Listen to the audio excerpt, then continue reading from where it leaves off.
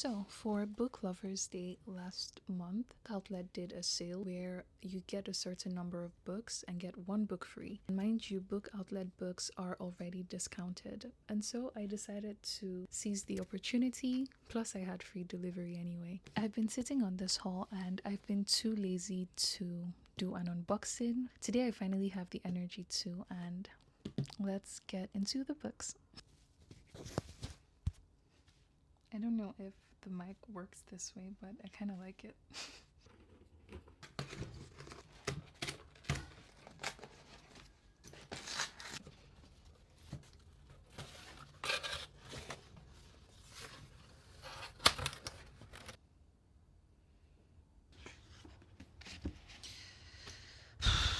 I am planning to not shop for books anymore. Not really because of anything serious. Okay, maybe because of something serious. But then, first off, I'm running out of space to keep my books at this point. Secondly, I feel a bit guilty that I'm not reading as much as I'm buying. By this time last year, I had read way more books than I currently have. It feels like this year it's more of a struggle to read. I have to actively demand that from myself, and I understand that nothing is easy, and with everything you have to be intentional and put the work, but I hate that reading is slowly starting to feel like that. It's supposed to be something I feel naturally, not something I have to will myself to do. And that's not to say I don't enjoy reading. There are moments where I feel that motivation to read. I wouldn't even call it motivation, but that inclination, that natural need to hold a book. There are times I feel that, but it's not as often as it used to be. And I'm struggling with that reality because in this era of brain rot, I'm scared that I might become a victim of that. And I don't want that for myself. So anyway, enough about the talking. We're supposed to be talking about books, right? Meeny, miny, mo. Okay, let's start with the biggest one. We have Our Share of the Night by Mariana Enriquez. I got this book because of Women in Translation Month. I saw it repeatedly in a lot of people's recommendations for Wit Month, and I really was influenced, let's say, but what I did not account for was its size. I did not realize it was this big. For whatever reason, it's a lot. It's about 500 pages. I cannot remember the last time I read a book this long. I think the longest book I've read this year is probably Love in the Time of Cholera, and I loved it, so I had no complaints. It was a very long but beautiful process. I think I read it in like a week or 2 weeks. I think I have to put myself on a timeout because I'm really not reading as much as I would love to. I should probably do a 24-hour readathon soon so that I actually force myself to read. And I know when you're in a slump, people say, don't force yourself. That I'm not in a slump. I can actually read. I do want to read. But then getting myself to leave the internet and get into my books, that's where the problem is. This basically follows a man and his son after the demise of his wife, and they go to her ancestral home to try to understand her a lot more. But then what they discover is terrifying and horrifying, and yeah, apparently she is or was or she originates from a sort of cult. It's not a spoiler, that's actually on the synopsis. So yeah, I would never spoil a book for you. Trust me. Next book I got is Greek Lessons by Han Kang. I read The Vegetarian earlier. Can I speak? I read The Vegetarian earlier this year and I really liked it. It was my first read of 2025, and I've been considering reading her other works, and so I decided to go for this next. This is set in Seoul, Korea. It follows this professor who teaches Greek, who is also on the verge of losing his eyesight, and his student who is on the verge of losing her son and has also lost her voice. So it's basically about people with issues trying to navigate a relationship or their feelings for each other. That's what I'm guessing, or that's what I'm getting from the synopsis. Next is A for Villains. I do not like sprayed edges. Oh my god. And when I got this, I didn't realize that it was a sprayed edge book. I don't know how or why I didn't realize that, but I didn't. And this really isn't my first choice when it comes to this book. I would have preferred the black one, any of the black versions actually, over this. But then I have been in search of this book. I have checked thrift stores, secondhand bookstores, nothing. However, the day after I placed my order for these books, go to BMV with my friends, and guess what I see? The black version. Doesn't life have a sense of humor? It's a sign that this is what I should read instead. I am going to grow to love her because I do not believe in buying more than one version of the same book. Except if it's gifted, then that's different. I keep looking down here because I have two cameras set up. Well, two devices set up, and I'm not sure how I'm going to edit it because from here it's going to look a bit awkward me looking down, and here it's going to look a bit awkward me looking up. So just so you know, that's the setup I have on now. Lucy by Jamaica Kincaid. This author is one that a couple of bookish creators that I watch have spoken about. Melissa and Jean. I think it's Kindred, if I'm not mistaken, that they've spoken about. They've raved about her writing. However, I decided to try Lucy because I don't think I've seen anyone talk about this particular book.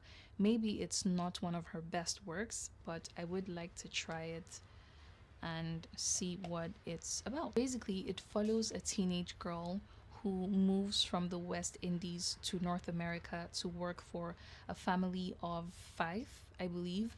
And on getting there, she realizes their way of life is very different from hers. I do think there's a bit of culture shock, there's a bit of learning her own identity, marrying that with her past, and basically acceptance, I would say. It's short, so I'm excited for this. But a part of me is tempted to make my September TBR just filled with short books so that I can reach my reading goal for 2025. I don't know if that's a good thing.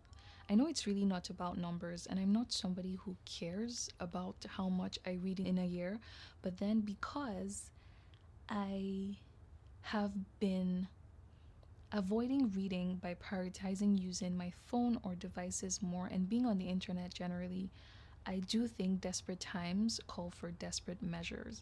And if reading short books is the one way I can capture my attention back into reading, is that really a bad thing? I don't know. You tell me. Is it? I realized that I did not talk about this. Basically, this is like The Secret History. If you've read The Secret History, they have similar plot lines. Both have somewhat insufferable characters named Richard. They both are set in an elite boarding school college type thing, and they both follow a clique of pretentious young people. They also fit the dark academia vibe, also belong to some sort of art degree or course, something like that. I think this is more Shakespeare based, and The Secret History is more Greek mythology or Greek themed. Last but not the least, we have Pet and Bitter by Akwaeke Emezi.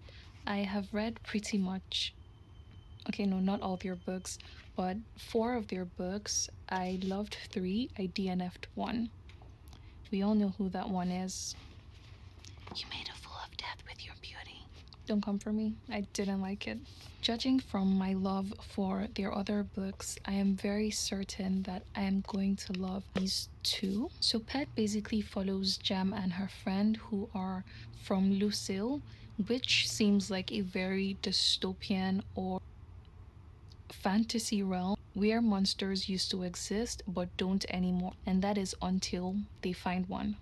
This Bitter is supposed to be a sort of prequel or sequel of Pet, and it basically follows this young girl in the same town, Lucille. Her name is Bitter, and she has a gift for painting. She gets this once in a lifetime opportunity to attend this school for creatives, and she takes it. When there, she meets a lot of people. However, relationships she makes sort of threatens to remove her from the life of comfort that she has found in the school. I like the premise of this. In as much as I don't really like YA books, I do like books that take me into the mind of young children because somehow it speaks to my inner child. I hope that doesn't sound weird. And it's just nice to see that a lot of the thoughts I had when I was younger gets validated by young fictional characters. Because when you're young, it's very easy to feel like you're the only one feeling a lot of things. But now,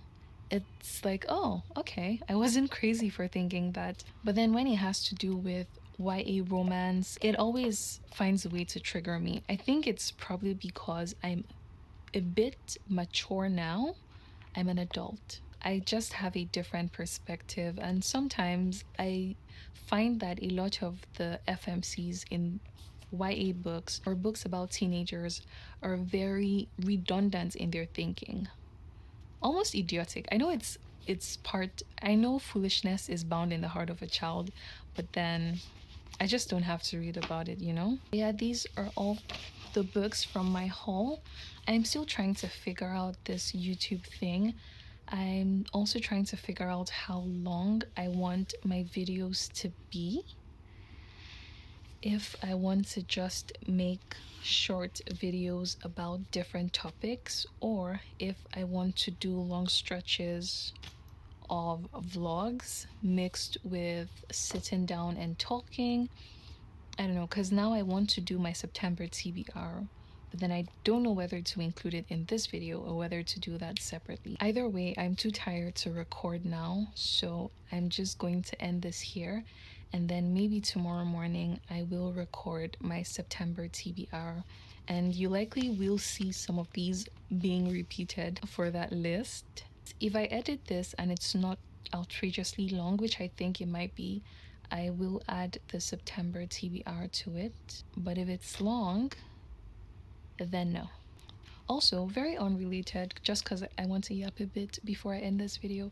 On the 1st of this month, I went to the gym so that I could get back into my fitness. I mean, I look fit, and maybe I am to an extent, but not so much, or not as much as I used to be, or not as much as I want to be, you know? And I decided, in this great lock in, why don't I put in the work and lock in the gym?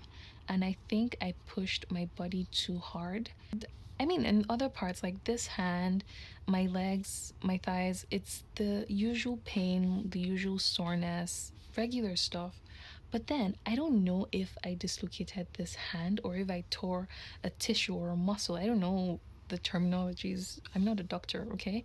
But then I can't stretch it by itself. That's actually why my sleeves are rolled off, because I was trying to see if, you know, it's swollen or whatnot. Like, it hurts so bad, and this is probably the most comfortable way I can keep my hand. Keeping it like this hurts, and stretching it, I really can't stretch it without support. Ow. From my other hand. Ow. I heard something crack. Anyway, that's it, kids. Don't go to the gym. It's not worth it. It is worth it. Don't mind me. Sadly, I have to take a break from exercising for a few days till this heals, because it's not the usual soreness that, you know, 1 rest day, 2 rest days will fix. This hurts like hell. I feel like I was hit on my arm here with a mortar and a pistol, you know? It hurts. I can't lie, I'm trying to be strong, but it hurts.